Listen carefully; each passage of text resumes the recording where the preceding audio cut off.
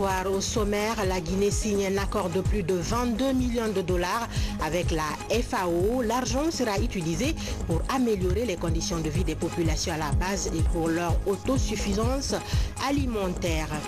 Également dans ce journal, les échos de la sortie publique hier de 4 ministres de la République suite aux violences dans le pays. Ils promettent justice aux victimes tout en appelant à la consolidation de la paix en Guinée. Enfin, des ONG s'inquiètent de la montée du repli identitaire et de l'ethnostratégie en Guinée. Face à la jeunesse, les conférenciers expliquent la nécessité de tourner le dos à ces problèmes qui freinent notre pays. C'est tout pour le sommaire. Bonsoir à tous. Bienvenue dans cette grande édition d'information. Le président de la République a présidé hier à Johannesburg une réunion sur l'initiative africaine pour les énergies renouvelables. Objectif, évaluer les résultats enregistrés pour faire avancer le progrès pour le bien-être des populations africaines. Sanassi Keita. L'initiative africaine pour les énergies renouvelables. La BADS, Banque africaine de développement, réaffirme son soutien sans détour à ces projets africains pour le bien-être des populations. Monsieur mon frère, Monsieur le Président Alpha Condé, pour le salut pour tous les efforts et le leadership qu'il donne en ce qui concerne l'énergie renouvelable. Et si vous voyez Monsieur le Président comme ça, la façon qu'il travaille, il est juste comme moi qui est son petit frère. Je suis vraiment très convaincu qu'il a l'énergie renouvelable à l'intérieur.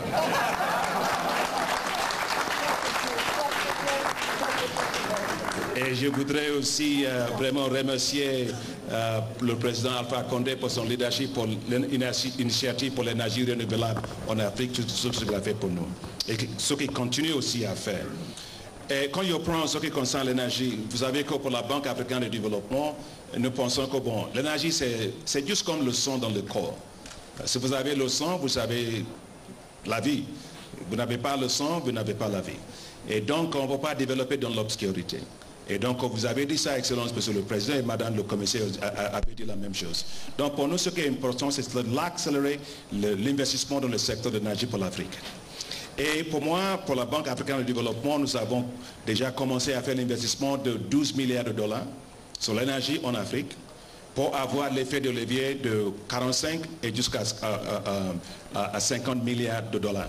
Le coordinateur en charge des énergies renouvelables pour l'Afrique met en exergue les nombreux résultats enregistrés pour faire avancer très rapidement cette initiative africaine qui consiste à extirper les milliers de personnes de l'obscurité. C'est à Conakry en mars 2017 que nous avons organisé le premier dialogue de l'AREI avec le secteur privé.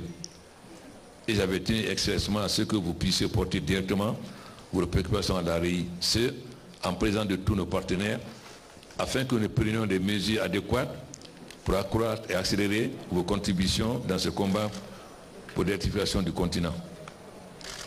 Ensuite, lors des journées européennes du développement en juin 2017, j'avais réitéré cet engagement d'aller au plus vite à l'opérationnalisation de notre initiative.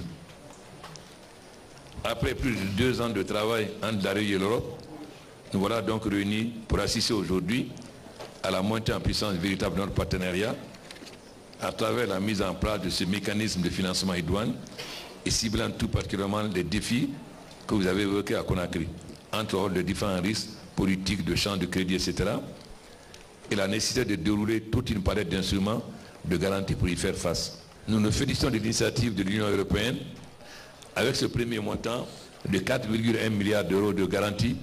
Ainsi, l'Union européenne pourra soutenir au moins 44 milliards d'euros d'investissement du secteur privé, soit un effet de levier significatif d'1 pour 10. L'Union européenne a toujours été un partenaire stratégique particulier de l'AREI. En effet, dès 2016, elle s'est engagée seule à soutenir 50% de l'objectif à l'horizon 2020 de l'AREI, soit le déploiement de 5 gigawatts sur les 10 à attendre. Après la validation des premiers 24 projets par le conseil d'administration de l'AREI, l'année dernière, pour un montant total d'investissement de 4 milliards d'euros, un niveau de subvention de 300 millions d'euros de la Commission de l'Union européenne, voilà qu'avec ce programme, nous passons maintenant à la vitesse supérieure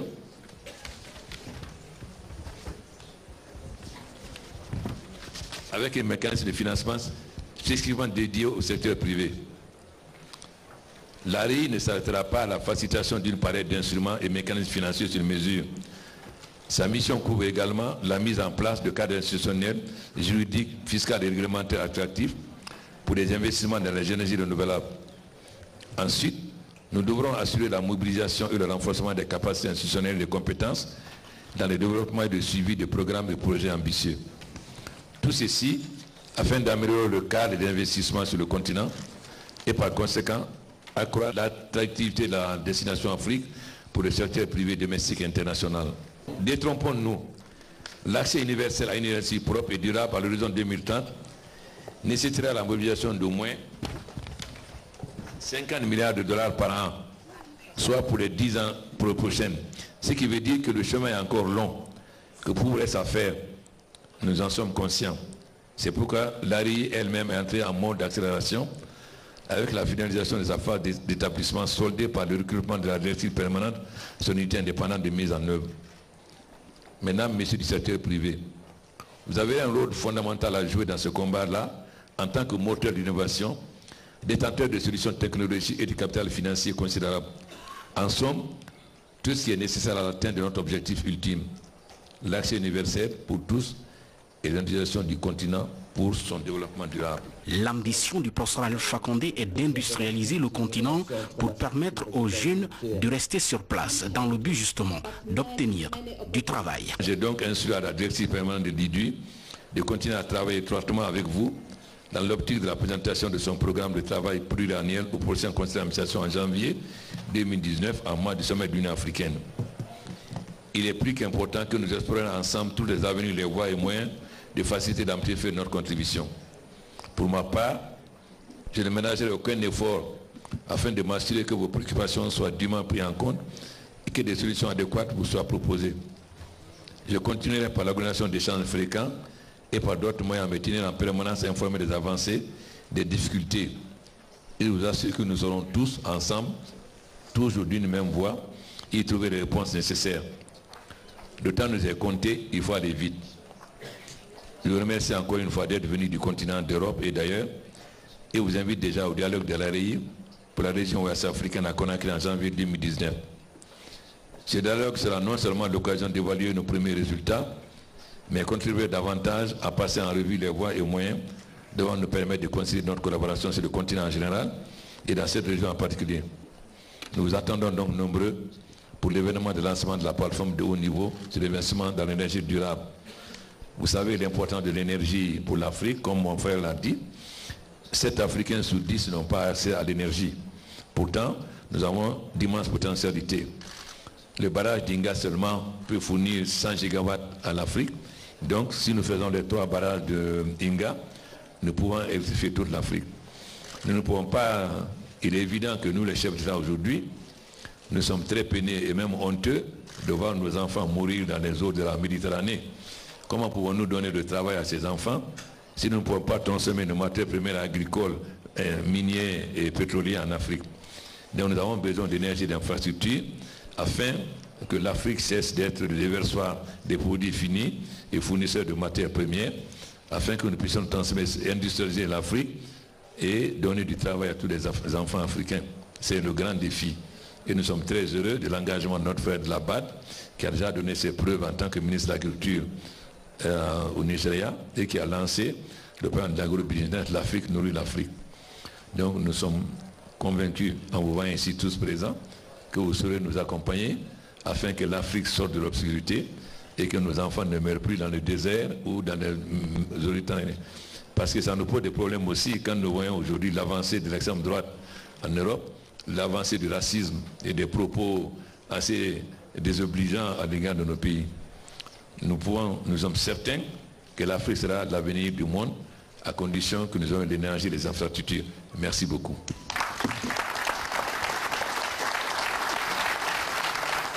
La prochaine réunion de l'AREI, Initiative africaine pour les énergies renouvelables, se tiendra à Conakry en janvier 2019. Objectif, évaluer les premiers résultats obtenus. On vous l'a annoncé hier, 4 ministres de la République étaient devant la presse au ministère de la Justice. Ils ont fait la situation des crises enregistrées dans notre pays. Au cours de cette conférence de presse, les ministres ont rassuré les victimes et promettent justice. Ils en appellent à la consolidation de la paix. Tcherno Younoussaba. La Guinée connaît des crises d'ordre social et politique ces derniers temps. Ces crises émaillées de violences, de morts d'hommes et d'importants dégâts matériels interpellent le gouvernement de la République. Les ministres concernés par ces crises échangent avec la presse. Sur les différentes infractions, des enquêtes judiciaires sont ouvertes. Quand une information est ouverte, et ensuite, effectivement, il appartient à la fois aux magistrats instructeurs, mais également aux partis, de faire diligence. Alors, de 2011 jusqu'à maintenant, il y a eu évidemment plusieurs cas de mort dans les manifestations, aussi bien de la part des manifestants mais de la part des forces de l'ordre. Et dans les deux cas, en tout cas pour 80% de cas, c'est des procédures contre X, mais qui sont quand même instruites. Donc sachez simplement qu'il n'y a pas d'exception en la matière. Pour moi, tout Guinéen est égal, notamment quand c'est des victimes. Une victime policière ou gendarme, une victime, la population civile, c'est la même chose. Donc la justice ne fait pas de distinction en la matière. Je tenais à le dire solennellement. Lors de ces événements, les forces de sécurité sont pointées du doigt. Elles sont accusées d'exactions sur les manifestants. Des accusations rejetées par le ministre de la Sécurité. Chaque fois que nos hommes doivent intervenir sur le terrain dans le cadre du maintien de l'ordre, il y a une inspection qui est entreprise pour fouiller tous les agents un à un, vérifier dans les véhicules qui les transportent s'il n'y a pas d'armes létales. Même les armes blanches sont interdites. Et la Guinée, comme d'autres pays africains, a également dans son arsenal législatif une loi qui interdit à la police l'utilisation des armes de guerre pour le maintien de l'ordre. Ces crises nées au lendemain des élections communales ont abouti sur des accords entre mouvance et opposition. Les acteurs politiques ont signé des accords entre eux, disant de tel côté, ça va être tel parti, de tel côté, tel autre parti. C'est des accords entre acteurs politiques. Ceci étant, nous avons fixé la date du 5, mais pas en précisant que la date c'est les élections, nous avons dit à partir du 5. Avant mon histoire, la contestation sur les 342 communes de Guinée ne portait que sur 12 communes, 6 urbaines et 6 rurales, sur 342. Et nous avons dit, vous nous avez suivi également, installons les conseillers là où il n'y a pas de problème et traitons au cas par cas où des problèmes subsistent. Là encore, nous nous sommes heurtés à l'incompréhension des acteurs politiques, de part et d'autre. Finalement, on est allé, après ces accords d'août, on est allé aux élections. Et quand nous y sommes allés, des crises, de nouvelles crises, sont nées. Et pourtant, ailleurs dans le pays profond, les élections suivaient leur marche normale. Sur les déclarations à caractère ethnique, le ministre de la Communication appelle à la responsabilité de chacun et de tous. Je constate malheureusement sur les médias en ligne, dans les émissions interactives sur les radios privées, qu'il y a énormément de laisser-aller. Il y a beaucoup de débordements. La presse, parfois, devient partisane, fait des affirmations gratuites, sans prendre le temps de recouper les informations, sans prendre le temps d'attendre les résultats scientifiques, comme l'a dit le ministre d'État tout à l'heure. Et c'est de nature à jeter une semence extrêmement dangereuse. Donc franchement, j'en appelle à votre responsabilité, j'en appelle à votre sens du patriotisme, j'en appelle à votre amour de la Guinée et de la nation pour que dans ces heures difficiles que nous traversons, la presse fasse preuve de responsabilité.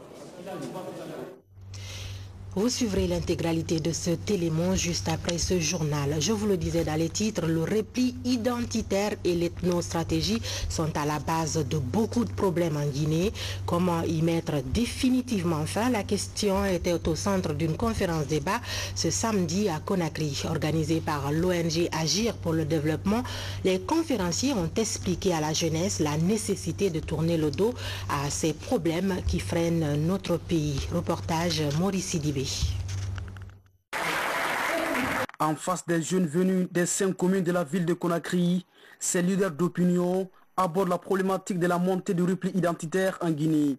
Pendant plus de 3 heures, les origines, les manifestations, les conséquences et les solutions au repli identitaire ont été débattues par les conférenciers. Pour combattre le repli identitaire, il faut d'ores et déjà qu'on assume correctement notre mémoire collective parce qu'elle est riche d'enseignements pour en tirer tous les enseignements possibles et pour ne pas commettre les mêmes erreurs. Les jeunes doivent exiger d'abord de l'État de mettre de l'ordre dans le groupe des partis politiques. Il y a une charte des partis politiques. L'État n'a qu'à exiger le respect de cette charte-là. Deuxièmement, que ceux qui ont déjà des partis politiques travaillent à respecter ce que la charte des partis politiques dit. Ça ne peut pas se faire par un coup de baguette magique. Il faut qu'il y ait des associations, n'est-ce pas, qui ne sont pas politiques, qui sont apolitiques, qu'elles mettent la pression pour que ce respect de la charte des partis politiques puisse être fait. Tout au long de cette conférence débat, des sujets comme la conjoncture critique de l'ethnicité, l'ébranlement des fondements de la figure étatique, l'éradication de l'ethnostratégie et les nouvelles perspectives pour renforcer davantage le vivre ensemble n'ont pas été occultés. L'ambition des initiateurs est de donner de bons repères à la jeunesse guinéenne. Que les gens y comprennent que l'ethnie en Guinée doit être au service de l'unité, du progrès et du développement, et du pardon et du progrès de notre pays. Nous devons œuvrer, et cela est une responsabilité qui nous incombe pour que la Guinée soit une famille au sein de laquelle nous vivons de façon harmonieuse et les jalons existent. Il y a déjà une cohabitation. Donc c'est pour dire que ce n'est pas difficile. Il n'y a pas à la base une différence drastique, un cloisonnement culturel qui empêchera justement que nous vivons de façon harmonieuse et que la Guinée soit une famille. L'ONG Agir pour le développement se veut à travers des rencontres périodiques une force pour amener les jeunes à tourner définitivement le dos au repli identitaire et de préserver la paix et l'unité nationale dans tout le pays. Sur la question de l'insécurité, le gouverneur de Conakry a eu hier une rencontre avec quelques acteurs sociaux et les services de sécurité. Elle a porté sur l'implication des autorités locales et particulièrement les chefs de quartier dans la lutte pour la sécurisation et la stabilité de la ville. Et là-dessus, des dispositions urgentes sont prises pour que les destructions des biens publics et les perturbations de la circulation ne se reproduisent plus. Compte rendu Moussa Bangoura. La sécurité des populations et leurs biens dans la capitale, une affaire de tous. Ici, au siège du gouvernorat de Conakry, transporteurs, chefs de quartier, secrétaires généraux des communes, services de sécurité et cadres du conseil de ville se concertent pour une sortie de crise. L'objectif est de mettre fin aux violences enregistrées ces derniers temps dans la capitale. Nous avons demandé aux chefs de quartier d'aller réunir les gens, que des réunions soient convoquées au niveau des quartiers, qu'on dise aux gens, parce que les enfants qui sortent, on dit que c'est les enfants. D'autres accusent les politiciens, que c'est les politiciens qui sont à la base. Mais pour nous, c'est la sécurité de tout le monde. Parce que ces politiciens et les gouvernants sont aussi des citoyens de la ville de Conakry. Donc nous avons demandé aux chefs de quartier d'accepter de convoquer des réunions au niveau des quartiers. Nous allons envoyer des émissaires au niveau des mosquées pour que les gens soient sensibilisés que ce qui est en train de se passer aujourd'hui n'est pas souhaitable. L'idée est soutenue par ces élus à la base. Il s'engage à accompagner le gouvernorat dans l'accomplissement de sa mission, celle de maintenir la paix dans la cité. Je prie au président de la République, à monsieur le gouverneur, de prendre leurs responsabilités pour que les citoyens se sentent dans un pays démocratique, dans une république. C'est mon appel à l'État et aux autorités locales et aux politiciens. Nous sommes des adversaires, nous ne sommes pas des ennemis. Nous sommes très fiers et nous l'appliquerons à la lettre. Au retour dans les quartiers, nous allons informer les sages, les religieux, les jeunes, les femmes, les parents d'élèves et tout le monde qui vit dans cette société-là, dans la cité, afin que la paix et la quiétude règnent dans la plus grande stabilité. Cette consultation sera élargie aux leaders des partis politiques les jours à venir. Le but est de renforcer la quiétude sociale et de préserver la vie des citoyens.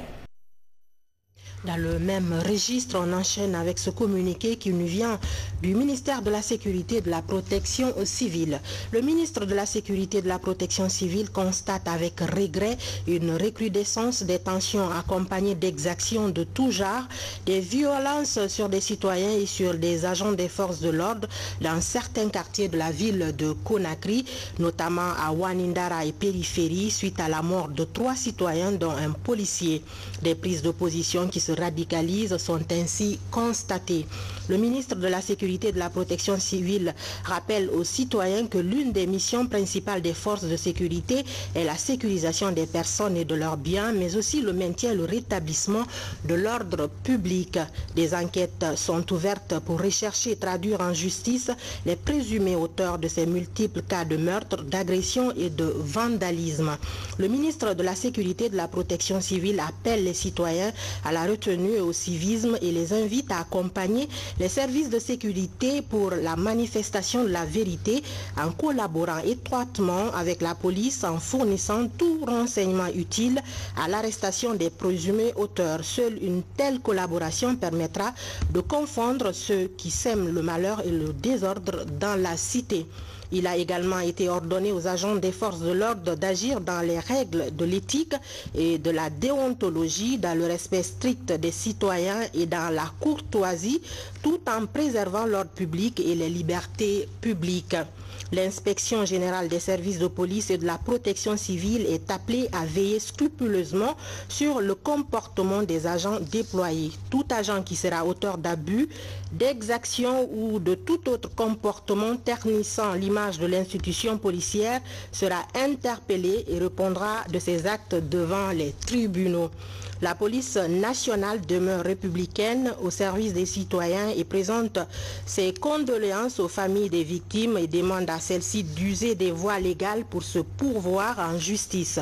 Le ministre de la Sécurité et de la Protection civile sait d'avance compter sur l'esprit civique des uns et des autres pour la préservation de la paix et de l'unité nationale. Le ministre de la Sécurité et de la Protection civile, justement face à la montée de la violence en banlieue de Conakry, le RPG Arc-en-Ciel a fait une déclaration invitant la population à renforcer la cohésion et à privilégier le dialogue. Je vous propose de suivre un extrait de cette déclaration. Le Rassemblement du peuple de Guinée, Arc-en-Ciel, constate avec regret ces derniers temps la montée en puissance de l'extrémisme politique dans notre pays qui ne fait pas du tout l'honneur à notre jeune démocratie. En effet, au cours des dernières manifestations politiques, nous avons remarqué des comportements violents et antidémocratiques qui affectent dangereusement la paix et l'équilibre national de notre pays. Ces manifestations se traduisent inéluctablement par des violences inouïes, provoquant des morts d'hommes, des blessés graves et des destructions de biens des paisibles citoyens. C'est le lieu pour le Rassemblement du peuple de Guinée Arc-en-Ciel de s'incliner pieusement devant la mémoire de toutes les victimes civiles et militaires enregistrées lors de ces manifestations. Le RPG Arc-en-Ciel invite le gouvernement à faire toute la lumière sur ces crimes afin que les bourreaux et leurs commanditaires soient mis hors d'état de nuire et demande à la justice de diligenter dans les meilleurs délais le jugement de toutes les affaires criminelles. Vous suivrez l'intégralité de cette déclaration après ce journal. Du côté de l'Angola, la situation des migrants clandestins est devenue préoccupante. Parmi eux, de nombreux Guinéens qui sont actuellement dans une situation assez délicate. Hier, le ministre guinéen des Affaires étrangères s'est entretenu avec le diplomate angolais en poste à Conakry. Compte rendu Alia Camara, Abdul Karim Camara. L'Angola est l'un des pays du continent renfermant le plus grand nombre de migrants. Beaucoup y rentrent de façon clandestine pour travailler dans les mines diamantifères. La situation interpelle les autorités de Luanda qui ont lancé au mois de mars dernier l'opération Restore, une campagne dont le but est d'expulser ceux qui sont en situation irrégulière. Par rapport à nos compatriotes aujourd'hui, c'est un peu plus difficile. Mais il faut qu'on trouve un mécanisme parce qu'il y a beaucoup qui sont là-bas aussi aujourd'hui, qui sont dans la pauvreté. Ils veulent quitter le territoire, mais ils n'ont pas les moyens de venir en Guinée. 300 000 Guinéens vivent sur le sol angolais. Tous ne sont pas concernés par cette campagne. Mais la situation de ceux qui vivent clandestinement dans le pays commence à inquiéter les autorités guinéennes. Vendredi, le ministre des Affaires étrangères a convoqué l'ambassadeur d'Angola à Conakry pour étudier des pistes de solutions. Écoutez, la responsabilité des autorités angolaises, c'est la préservation de la vie, de la dignité de tous ceux qui y vivent et travaillent. Il y a beaucoup de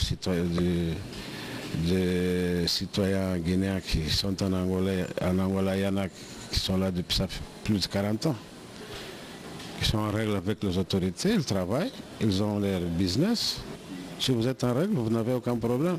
Dans les prochains jours, une mission diplomatique guinéenne sera à Luanda pour s'entretenir avec les autorités angolaises. Les deux pays composeront ensuite une commission mixte chargée de régulariser la situation des compatriotes vivant en Angola ou faciliter leur retour au bercail. Fin à Conakry de la 9e réunion conjointe des correspondants des bureaux régionaux de liaison chargés du renseignement. Après 3 jours de travaux, des recommandations ont été faites.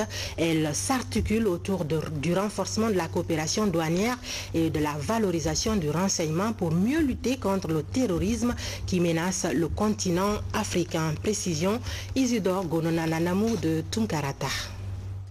Valoriser le renseignement à travers la formation et la coopération à tous les niveaux de cordon douanier. Ce, en mettant un accent particulier sur le contrôle aux différentes frontières du continent africain pour contrer la menace du terrorisme et le grand banditisme. C'est autour de cette stratégie que les correspondants des bureaux régionaux des liaisons chargés du renseignement ont, après 3 jours d'intenses travaux, bâti leurs recommandations. Sensibiliser les directeurs généraux des douanes sur la nécessité de mettre en place un protocole d'accord régional sur l'échange d'informations et de renseignements entre les pays de la région. De soutenir les bureaux régionaux dans l'organisation des opérations régionales de lutte contre la fraude et la criminalité transfrontalière. Les doléances de ces cadres des administrations douanières de l'Afrique de l'Ouest et du Centre ont retenu l'attention du vice-président du Conseil de l'OMD, AOC. Séance tenante, il s'est engagé à prendre toutes les dispositions pour le suivi et la mise en œuvre des recommandations. Je voudrais, au nom de la vice-présidence et de tous mes collègues directeurs généraux, vous rassurer que nous avons déjà envisagé des dispositions pour soutenir les actions des structures régionales. C'est d'ailleurs pourquoi la vice-présidence, sous ma direction, a choisi la vision suivante. Les structures régionales et les administrations douanières de la région OMD-AOC dans la dynamique de la performance et de l'excellence. Après la remise de présents aux participants venus des différents horizons de l'Afrique de l'Ouest et du Centre pour mieux se souvenir de l'hospitalité guinéenne, l'autre temps fort de la rencontre de Conakry a été la visite des bureaux de la vice-présidente du conseil de l'OMD-AOC. Bureau si à Kaloum au quartier Sandervalia. Au dit du colonel Karinkan, directeur du cabinet de ce prestigieux et honorable poste que la Guinée a dorénavant la lourde charge de conduire avec responsabilité et perspicacité, c'est dans ces bureaux que le général de brigade Toumani Sangaré et son équipe vont coordonner toutes les opérations douanières de l'Afrique de l'Ouest et du Centre, pour un mandat d'une année renouvelable une fois. Une confiance de la Corporation douanière mondiale en la Guinée. Une confiance que l'État guinéen doit surtout aider à assumer et à mériter. Des échanges sur la mise en œuvre de la politique du gouvernement en matière de transport maritime, fluvial et d'aménagement des ports viennent de se faire à Kindia. Le but visé est l'amélioration des connaissances pour une bonne exécution des contrôles techniques conformément aux normes de l'Organisation maritime internationale. Abdoulaye Ningilande Diallo.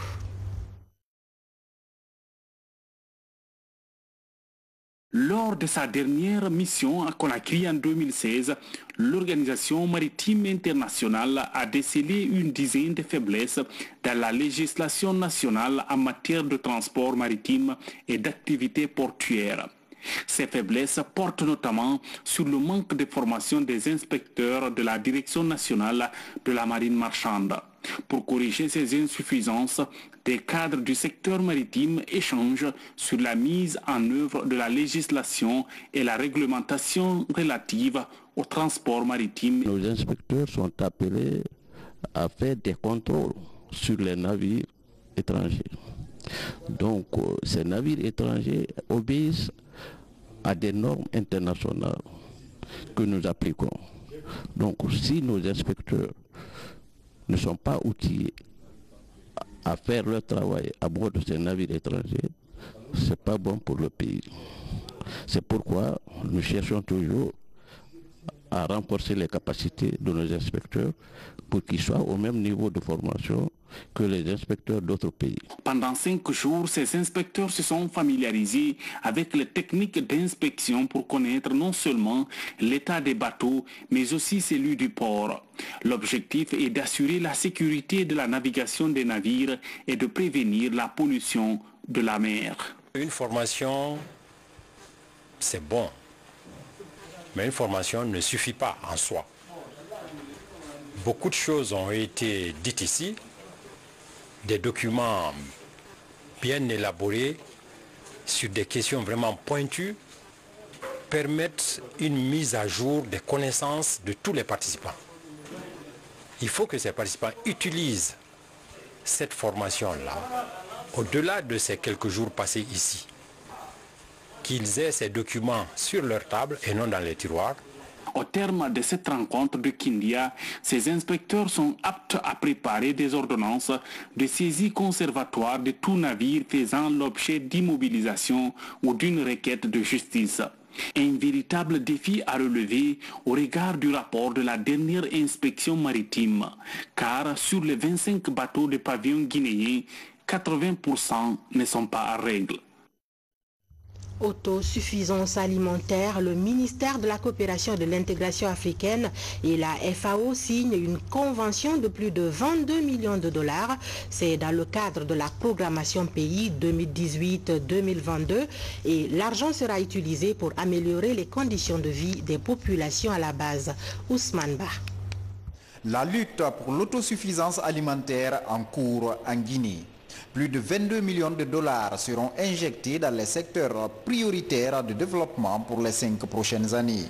La convention de financement est signée ici entre le département en charge de la coopération et la FAO à travers son cadre de programmation pays. Cette signature permet de continuer un programme qui existe déjà, qui a déjà commencé avec la FAO pour qui améliore l'alimentation du pays, la production de riz et surtout qui permet de porter une meilleure gouvernance à comment tout cela se fait.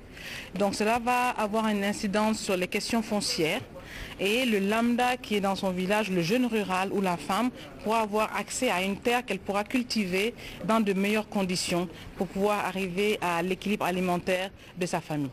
Pour renforcer la lutte contre l'insécurité alimentaire et nutritionnelle, 3 domaines prioritaires ont été identifiés par l'ensemble des acteurs. Parmi ces domaines, l'amélioration des revenus des femmes et des jeunes ruraux à travers l'augmentation de la productivité agricole et non agricole. C'est avec tous les partenaires qui interviennent dans le cadre du travail au niveau rural. Tous les ministères sectoriels ont eu à identifier des équipes. Toutes les organisations faîtières au niveau du terrain ont eu à identifier des équipes, la société civile a identifié des équipes et c'est tout cet ensemble-là qui a fait ce travail qu'on a signé aujourd'hui.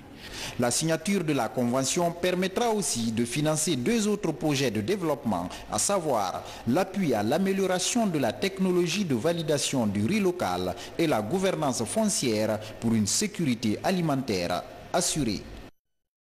La promotion de l'auto-emploi dans notre pays est une question qui intéresse le ministère de la Jeunesse. Le département vient de boucler une formation des jeunes promoteurs d'entreprises sur la création et la gestion d'entreprises à travers le Fonds national d'insertion des jeunes. Mamadou Saliouba, explication. Au ministère de la Jeunesse et de l'Emploi jeune, le Fonds national d'insertion des jeunes est témoin de lutte contre le chômage. Ces jeunes promoteurs d'entreprises sont entre autres bénéficiaires de l'accompagnement de la structure. Ils ont suivi 6 jours de formation sur la création et la gestion d'entreprises. J'ai assimilé les notions de gestion d'entreprise en général, mais particulièrement la gestion financière de ma caisse, la gestion du personnel de mon entreprise et la gestion de l'exploitation de mes produits, de l'achat jusqu'à la vente. J'ai vu certaines choses telles que l'étude du marché. Ce sont des choses que je ne connaissais pas du tout. Comment il faut étudier le marché. D'abord, avant même de t'installer, d'installer ton entreprise, le domaine dans lequel, l'espace dans lequel d'abord tu veux t'installer, il faut d'abord étudier, connaître les gens qui sont là. Donc, ce sont des choses-là qui m'ont beaucoup aidé. Parmi ces jeunes entrepreneurs, 10 seront sélectionnés sur la base de la pertinence de leur projet. Ils bénéficieront de l'accompagnement du département de la jeunesse à travers le Fonds national d'insertion des jeunes. Cette expérience constitue pour vous une double opportunité. Tout d'abord, une opportunité individuelle, celle d'entreprendre, mais aussi une opportunité pour notre pays. Pour promouvoir l'entrepreneuriat jeune, le Fonds national d'insertion des jeunes a signé un protocole de partenariat avec le réseau des jeunes entrepreneurs de Guinée. Une synergie pour lutter contre le chômage dans un pays où 77% de la population est jeune. La recherche scientifique et l'innovation technologique enrichissent la formation. Les chercheurs guinéens sont conscients et s'inscrivent à l'école de la gestion axée sur les résultats. À Kindia, ils sont venus des centres de recherche et de documentation du pays pour réussir cet autre challenge. Francis Colli. Faire de la recherche et de l'innovation un axe prioritaire pour le développement de la Guinée, c'est l'ambition des autorités de l'enseignement supérieur de la recherche scientifique. Pour assurer cette mission, les gestionnaires, les secrétaires scientifiques et les directeurs des institutions de recherche et des centres de documentation harmonisent leur méthodologie de gestion. Le but de cet atelier est de permettre aux participantes et participants d'avoir une compréhension fondamentale des objectifs, des processus, des normes, des règles et des principes directeurs de la gestion axée sur les résultats. Les directeurs et les secrétaires scientifiques apprennent sur le montage et le management des projets de recherche en se référant aux objectifs du développement durable et au plan national de développement économique et social. On a compris avec les secrétaires scientifiques, à la base c'était eux qui étaient des acteurs qui étaient chargés à la conception des projets. Donc on va permettre à ces secrétaires scientifiques de concevoir des projets qui sont en adéquation avec le PNRDS et les ODD. J'espère vraiment qu'après cette formation, nous serons bien outillés pour mener nos objectifs. et aboutir à un résultat probant. Cette formation des cadres vise à doter les centres de recherche et de documentation de principes et méthodologies de la chaîne des résultats. Nous voulons que nos centres de recherche et de documentation deviennent des centres émergents, pourquoi pas des centres d'excellence, pour aboutir à ce qu'on appelle l'élaboration des contrats de performance pour chacun. L'intérêt des séances d'harmonisation de Kindia est de rendre dynamiques les institutions de recherche et de documentation du pays dans l'exercice de leur mission. On termine par cette actualité sportive. En plus bref, la finale de la Coupe du président de la République, professeur Alpha Condé, se jouera demain dimanche 11 novembre au stade du 28 septembre. Elle opposera la formation de Cancan à celle de Bela. Démarrée le 27 avril dernier à Kindia, le but de cette compétition est de permettre aux joueurs non licenciés de faire valoir leur talent tout en créant l'animation sportive dans les différentes villes de notre pays. Voilà, c'est la fin de ce journal. Je vous dis merci de l'avoir suivi. Très bon week-end à vous en compagnie des programmes de votre télévision nationale. À demain.